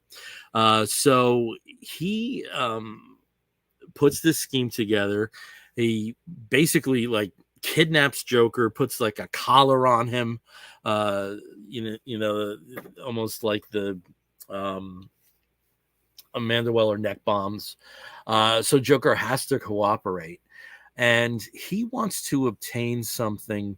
Let me see if I have the name of it here, because it really is in some ways a MacGuffin, but not. The Heart of Eternium. The problem is, to obtain the Heart of Eternium, he has to go into Shazam's subway, because the Heart of Eternium was mined on the Rock of Eternity. And this is something that can give Lex Luthor almost complete power. And what does he want to do? He wants to end Superman's life. That's everything that Joker wants to do. That's everything that Lex wants to do. So they go through this, and Lex and Joker always have this weird chemistry. A lot of ways being a counterpart to Superman and Batman. The thing is, I don't think that Lex was really prepared for the chaotic force that the Joker was. or is, let's put it that way. So they are able to obtain the Heart of Eternium, and this turns out to be Lex's biggest nightmare because they both are able to touch it. And Lex learns that his biggest nightmare is not Superman, but it's actually the Joker. And he's the individual on the planet that we all need to fear. And even above Lex's hatred for Superman, he makes a decision that stopping Joker is more important than taking Superman out on any day. Like I said, it's a done in one. This could have been like an issue of Brave and Bold or something, or Super Team Family. It moves swiftly. The characterizations for both Lex and Joker are right on the money. And if you tell me like, oh, here's this book's going to be a team up of Lex Luthor and Joker, just insert the meme from The Devil Wears Prada, florals for spring, groundbreaking. But somehow this brings new life into something that kind of should be a tired concept, and it just works so well. So this came out last month. I'm sure it's still on the newsstands to find it. World's Finest, number 25. Yeah, and I think we got some agreement here from Victor. He's same thing. Nods. This was a fun issue. Yeah. Okay, great. Yeah, I agree. Like, I haven't read a lot of this volume of World's Finest. I was reading the last volume that came out. Oh, gosh, when did that start? That was around Rebirth, I think, was when that one started, possibly even earlier than that. Oh, so you're talking about World's Finest in general and not Mark Waid, because this is about 2 years old. Not the Mark Waid one. I've read some of it. I read a couple issues here and there. Like when they started to go through the Magog, storyline. Like that was pretty neat. Thunder Boy, Boy Thunder. Thunder Boy, yes, that's good. I'm very uncomfortable with that name still. Thunder Boy. Boy Thunder. Boy. Yes, that's right. But yeah, I mean, it's just really cool, and the people who read it regularly are very happy with it. Like they really just enjoy. It's kind of like good old fashioned comic storytelling, the kind of nostalgic, but not, because it's definitely so well crafted. It's so well crafted with such an understanding of the characters that are used. Sometimes you read a comic and this writer didn't, began research on the character the day he started writing it. Sometimes you see it like any Black Panther guest appearance. It's like, oh, I guess I got to read about Black Panther. But I swear to God, like for some reason that always like comes up. Wade is somebody who's forgotten more than we'll ever learn about some of these characters. So, it's refreshing. And that's the thing. Like when I say it's refreshing, because it's so fresh. Even though these are concepts we've seen again and again, there's a freshness to us, and that's what makes this particular title stand out. Well, what's great about it, right? And I was sitting there having this thought before we even kind of went there. Is there? Okay, so for example, books that are in the Black Label world, right? One of the things I love about them is they aren't adherent to continuity, and they don't need to be, and that actually lets the creators be freer, and they can tell these really cool stories without having to go through 80 years of stuff, right? And they just kind of play fast and loose with it. We're going to tell you good stories. Some of it's going to be stuff you've heard before, but we're not chained down by continuity. And I think that is great, right? There are some really cool books out there that do that. And I like that because we get fresh and modern stories. But then you get Mark Waid, who comes along and is like, I can do that, but here, let me remind you about how cool continuity is, right? Yeah. And let me show you the right way to play with it. And you don't have to be untethered from continuity to tell fresh stories and to have new ideas and to go new places, right? That being said, I don't think DC is going to let just anybody do that. They're letting him do it because he's Mark fucking Waid, right? So, I mean, there's a thing with that. But it's so fun because it gets that. It reminds me, it's like, oh man, this is why I've got omnibuses on my shelf and I like to read them so I can go back and recognize things that are referenced in other places, or why I read the things that are written in 2024 and I don't catch things, right? But if I go back and read, I'm reading Fantastic Four omnibus right now, the first ones, the Lee and Kirby stuff. And like I'm catching references that got made in Hickman's books that I didn't actually catch. And you're like, well, shit, these guys actually really did more than I gave them credit for. I mean, I'm not giving Hickman credit because he's Hickman, right? But like other quote unquote maybe less writers. That's fair to say with Hickman. There are lesser writers in Hickman. Yes. But you catch stuff that they did, and you're like, man, I got to give that dude, that person credit for doing what they did because they did the research, and I didn't catch it. Right, that's on me. I love that, and I love what Mark Waid is doing here. I'm not like. It is one of the best ongoing titles being published right now, period. And not only that, but this is also the second done-in-one books from DC that have came out in relatively recent history that are outstanding. Wonder Woman #9 is still my favorite book of the year by far, right? And it's the same thing. Tom King is, quite frankly, like he is not a carbon copy, but he is of the mold of people like Mark Waid. And he's another artist. Like I would not say that. See, I look at what he did, and he's not afraid to go against the grain when it comes to continuity. I agree with. I'm just approaching it from the perspective of the knowledge base of the characters. But what I will say with Tom King is, there's an excitement. Because I think there are things like some of the backgrounds of the Danger Street characters, that may have been something that was, relatively new that he found out about. So I wouldn't lump him with Waid on that basis, but in terms of being able to provide these characters through a different lens, but still be the classic versions of the characters, if we can say that, I think he's excellent at that. Yeah. Well, and to be fair too, Tom King has not been in this business and doing this job for nearly as long as Mark Waid had. Tom King in 20 years could be that person, right? I think he has the raw material there to be that person. Whether he will be or not is yet to be seen. But even books back as far as Vision, like knowing that character and the connection with Wanda and stuff that's in there, there's a lot of little Easter eggs written in there about the history of that character that I don't think enough people gave him credit for.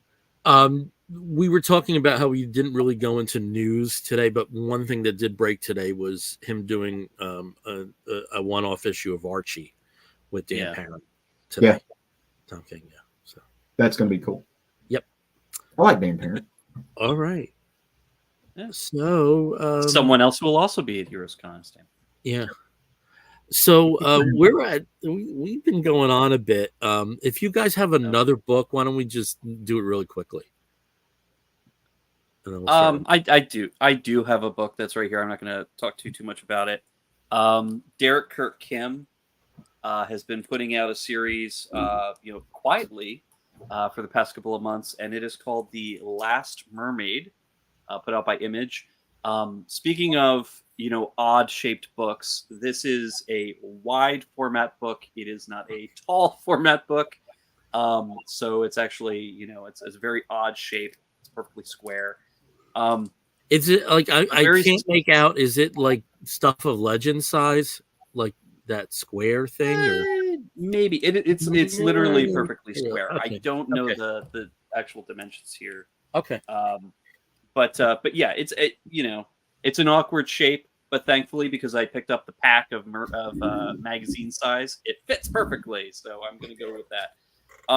This book is it's written and drawn, colored, everything by Derek Kirk Kim, and it is a unique post-apocalyptic tale of a mermaid who is roaming the surface of the earth in search of fresh water. Inside of sort of like a waterized mech suit. So basically she floats in sort of like this glass dome of the mech suit, and uses it to sort of go through the explore this wasteland of Earth. And her only companion is a cute little axolotl who makes little eepy noises, and is very just cute. The art itself is very manga, very manhwa, that style, and it's beautifully almost like animation, rendered in that kind of like anime style. Beautifully colored, lots of action, some really great, interesting panels. He plays a lot with dark and light, just pinpoints of light to kind of direct your eye to different places, and puts this poor mermaid through the paces, because she can't survive out in the air. She needs water to survive. Of course, needs fresh water to keep herself alive and her friend Axolotl.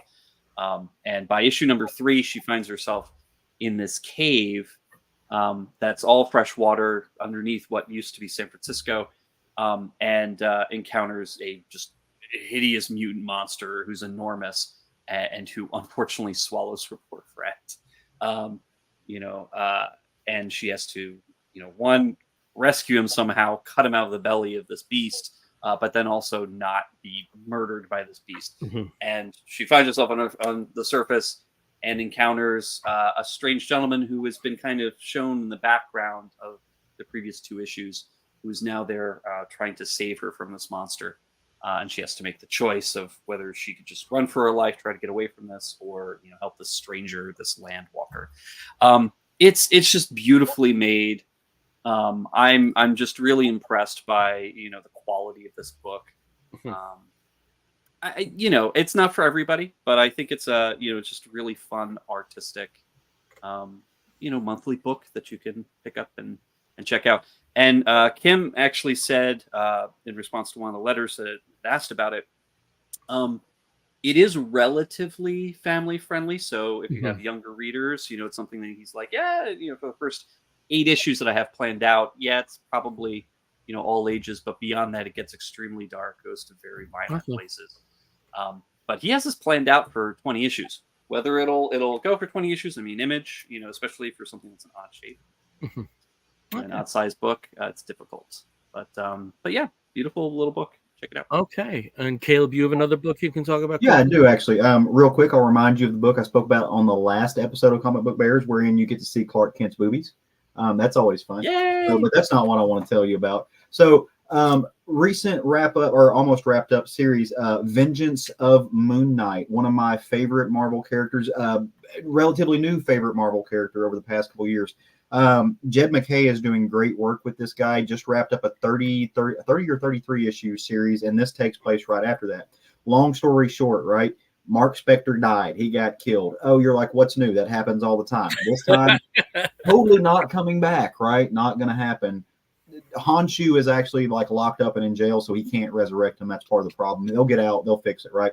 And his whole team that he's put together at this part of the Midnight Mission, which is a vampire named Reese, Hunter's Moon, who is his counterpart, Tigra's hanging out with him, an ex-mercenary named Soldier, reformed criminal named 8-Ball, who wears an 8-ball on his head because comics.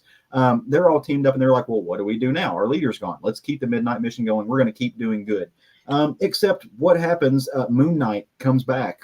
He's not supposed to be able to. Who does this guy? And he's not the same. He's hyper violent. Not that Moon Knight's not always hyper violent, but he's like particularly cruel and hurting people who may not deserve to be hurt outside of their little purview. So like, this doesn't seem right. Somebody's totally wearing this. Hunter's Moon's particularly pissed because he's like, that's my that's A, my God's outfit. B, that was my brother. Don't do that. It's a 6-issue series with gorgeous covers by David Finch. The cover to issue 2 is particularly gorgeous. Like, look at, I don't know if you can see that or not because of glare, but it's the hotness. They're trying to figure out who this person is that's impersonating, they believe, Moon Knight, doing some damage. This also leads in, issue 5 is the first book on the reading order of Blood Hunt, right? This is where this is where you see the first point of the Darkhold characters bursting out and the vampires taking over. Super fun book. Also, one of the main characters, vampire, right? Jed McKay is rocking it. Love this series. Love him on the character. Alessandro Cappuccio does the art. Rochelle Rosenberg does the colors on the series. VC's Corey Pettit does the letters. Fun comic books, fun superhero stuff. Cool world. I like it. You should read it. Okay, cool. Nice. All right. Well, we're going to start wrapping this show up. And when we wrap up an episode of the Comic Book Bears, we have 2 segments that come towards the end. The first of the 2 is where we show off what we call our Geek Gets. Genre stuff, swag that we might have gotten since the last episode that aired. So start you with Steve. He always has something peeking in the back there. What's related to his Geek Get. So why don't you talk about what you got? So right back here is another one of the posters that my wonderful LCS likes to hold aside for me. And this one is the cover to Avengers Twilight #1 by Alex Ross. And it is a gorgeous Captain America cover. Just really, there's some of that lifelike, that sort of like very, very realistic style, but there's also some of the comic book sort of grittiness that Alex Ross really loves to play with. I think it's just gorgeous. It's kind of hard to see out in the distance there, but I'm not going to hold that here to pick it up. But, if you want to see more of it, you can pick up Avengers Twilight and see this cover. And that's it. No Happy Meal. That's it this time. No Happy Meal toys this time. I haven't been to McDonald's for a week and a half. Yeah, I think I missed out on the Avengers stuff, the Captain America stuff, just because I'm not eating that stuff right now. Not losing enough the weight. movie's not coming out for a year anyway. So. Yeah, but this is when they were locked into the promotion. So yeah. Okay, how about you, Caleb? So I'm going to be very limited in here, right? Been very, very busy. Have not had a chance to go and pick up a lot of stuff. Plus, if you've been following my misadventures of adulthood online, had some stuff go on with the house over the past since we've been on here since past month. Really been a drain on our finances. So I've been very purposely not buying things that I don't need to buy. I put kind of a hiatus on buying new albums and stuff like that, which is very, very hard. I don't like it. I don't like it at all. I'm still buying my weekly comics, but I'm not picking up extra stuff. But I will show off something that I got that actually I finally unpacked my bag from when I went to DC a few weeks ago and got home to Major Leagues and house stuff. I went to a Washington Nationals game. Now, I love sports, but I've never been able to really crack in and like professional baseball. But I enjoyed going to the Nationals game. Picked up this Nationals Pride koozie. We're going into Pride Month, and as you know, lots of hullabaloo about companies like Target potentially moving their Pride section online and out of the store and what that might mean and stuff like that.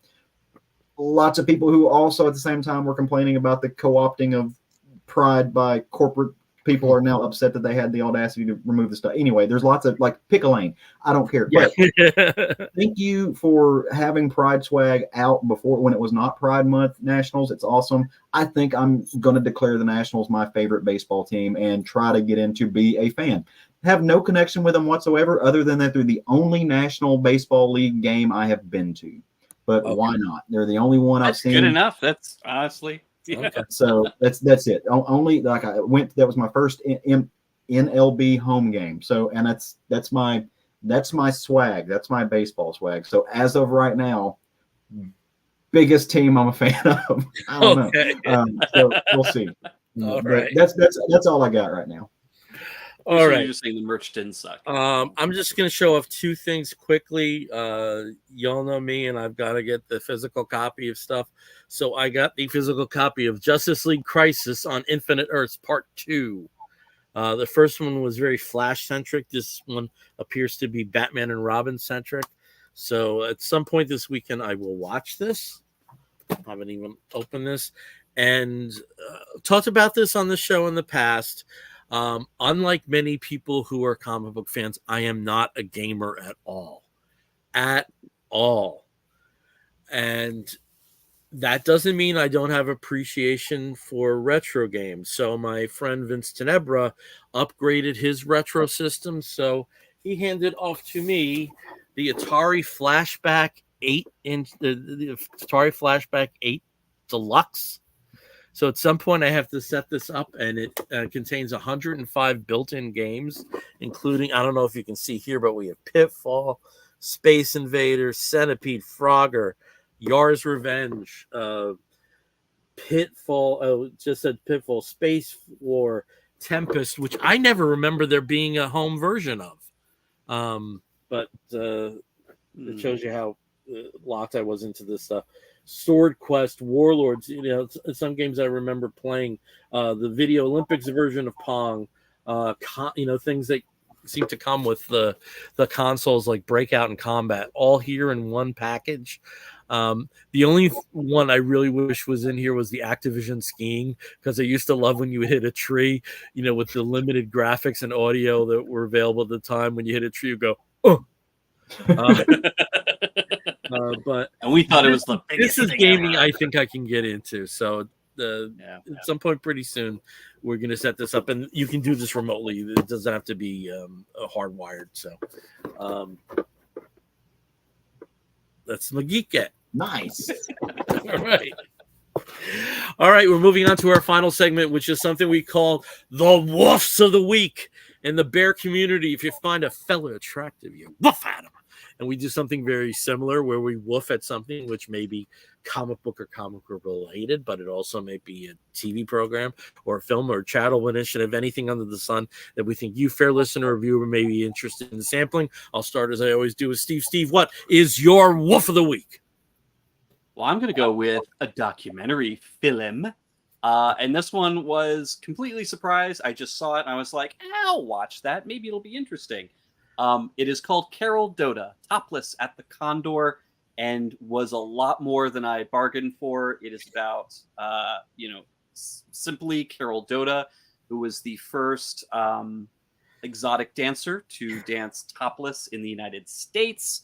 Or at least, publicly at the Condor Club, which is explains the name. And she became one of the most famous exotic dancers in the country, starting in the 60s when this happened. But it also dovetails very neatly into the sexual revolution, into the civil rights movement. It takes place in San Francisco. The night that she danced topless for the first time was also the night of the Republican convention that nominated Barry Goldwater. So this was just, she was in the right place at the right time in the right era. Like everything was happening at that moment. And it goes through, what was happening around her in the city and then beyond, and then follows her life to the end. But just very fascinating if you're, interested in sort of the history, like sexual history in the U.S., public decency laws, and just how that happens to coincide with the gay rights movement and the civil rights movement. There's a lot of that in this. So it's a lot more than just a woman taking her top off and shaking her boobies. It is a wonderful documentary. I definitely recommend. That's on my list. It's great. Yeah, get to. All right, over to Caleb. Caleb, what is your Woof of the Week? Well, my Woof of the Week also goes to an album. I mentioned earlier I am on a buying heart hiatus, but that don't mean I'm not listening. Last week, a very, very big and anticipated album in pop music came out, and that is "Hit Me Hard and Soft" by Billie Eilish. It is, in my opinion, her best album to date. I think it was fantastic. I'm not a Billie Eilish stan, right? Like I'm not going to go to the mat for Billie Eilish. I've always enjoyed, the stuff for the most part. This is sophisticated, right? This showed a leveling up. The songwriting, look, the Barbie song that she and Finn did was impressive. I think from the lyricism, it was neat. It was very meta. And then they took that and they ramped it up. The songwriting on this is actually very, very good. I was really impressed by it. I think it's a great album. Very, very queer. Billie Eilish has recently came out, and she talks a lot about that experience, both physical and emotional, about what that's like. I also jokingly made a joke to a group of friends of ours that had to be an awkward recording experience when you're going up to your brother and like, hey, can you talk about me getting laid, but in like a minor chord? So like that's gonna be weird. It's like, yeah, sis, good job. But that shows the duo of that team. They know what they're doing and they're making good music together. So if you get a chance, listen to it. I think it's worth sitting down and experiencing. It's a very, very interesting album. So check out "Hit Me Hard and Soft" by Billie Eilish.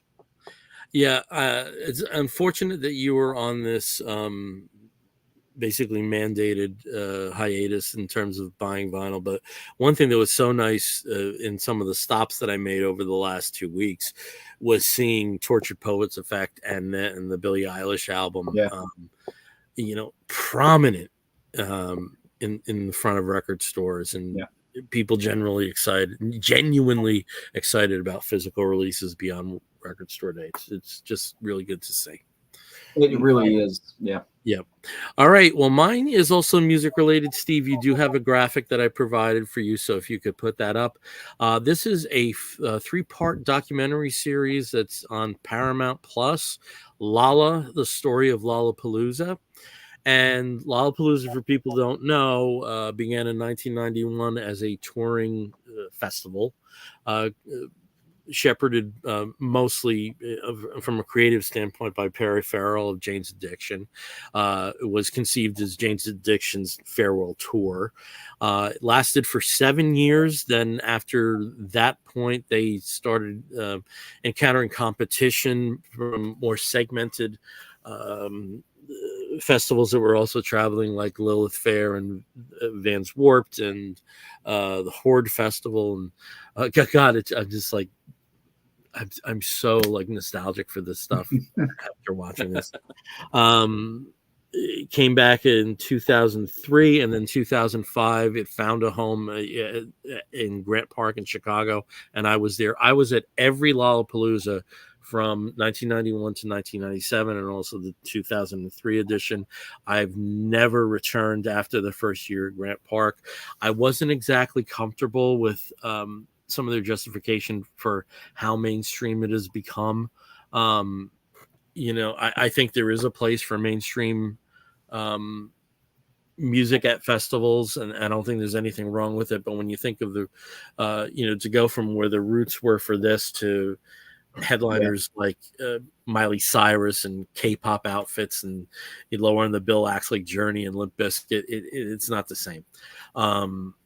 So I was a little unclear about their justification once it was grounded to one space. But that's, after Coachella, that's where things went. That's just the way it is. But I am very nostalgic for the touring festival right now. And again, with what I was watching from 91 and 97, and they cover them very, very much in detail.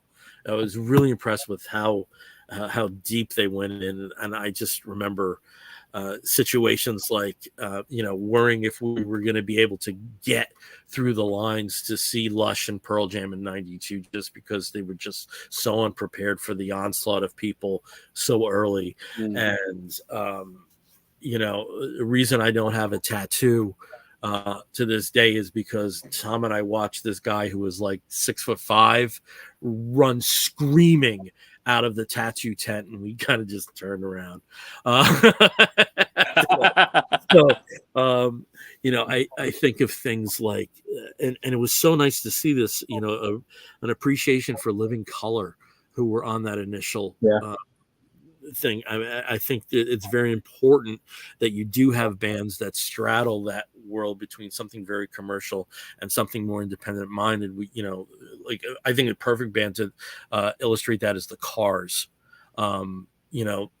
There were people who were buying Gang of Four albums and also buying the Cars, and people were buying Foreigner and also buying the Cars. So I think those are very important bands that exist. And, there was commentary from Tom Morello of Rage Against the Machine about how Living Colour were very, very important to Lollapalooza 91 and never really got the credit for being one of the cornerstones of building what he referred to as the alternative arc. And, he said outright, that, Rage Against the Machine do not get a record deal without Living Colour ever. And just the perspectives of that, and, things that I'm remembering, the going to the 94 and it raining so hard that they never put, Nick Cave on stage. They just kind of skipped him. And that confused year with Metallica headlining, and I just memories came flooding back. And though I wasn't a teenager, it was my 20s. And I was very lucky to have that to look forward to for 7 years in the summer each year. So, and Bill, you said something in one of our little group of friend chats that was kind of that period in time where some people who are super into music in their teens and stuff like that get jobs and they get out of college and like they get out of music and they get away from it. But these experiences at places like Lollapalooza really solidified that you would be a lifelong music fan. Oh yeah, absolutely. It's very easy to say goodbye to that where music doesn't matter to you as much unless something keeps it alive. Yeah. And where I was in 91, I've always been an Anglophile, and though I liked bands that were prominent in England at the time, like Stone Roses and Happy Mondays and Spiral Carpets, I wasn't, it wasn't a situation like I'm gonna get the next single. I have to get them. They weren't the types of groups that would inspire that in me. And at the time I saw Lollapalooza, I owned, of course I had Susie and the Banshee albums, but I only had the two major label Jane's Addictions albums and the two major label Living Color albums. And, to bear witness to that, and, Rollins Band being the first band on, and, Nine Inch Nails being so fucking tight for a debut group. I mean, it really changed my trajectory. It really did. I mean, the 1-2 punch of Nirvana and of Nirvana's Nevermind and Lollapalooza, you have to reverse it because Nevermind came after by a few months. It kept me in the game. My wallet probably doesn't thank me for it, but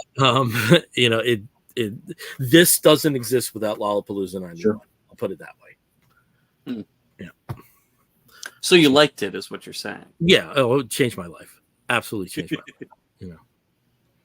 And that was the first time I felt like motivated to be in a band. Was the singer in a band for a couple of years. So 2 bands. Because we broke up and then reformed without the guitarist. Did anybody tell the guitarist before you reformed, or was it just sort of like they fucked me over later? So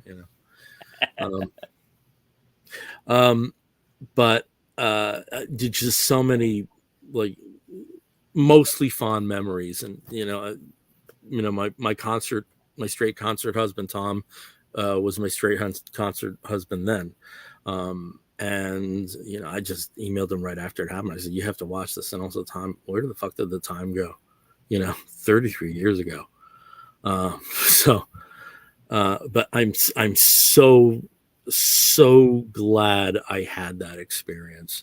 And I think people who didn't have it will still get a lot out of this documentary. Nice. At least the first 2.5 episodes.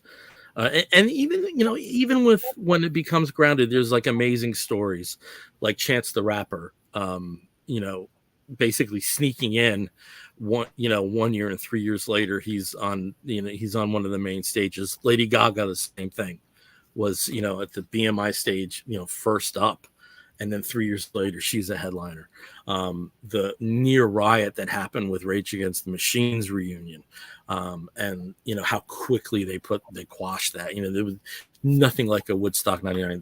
They were the first major festival that played post-COVID, and we're praying that this wasn't becoming a super spreader event, and knocking wood, it didn't.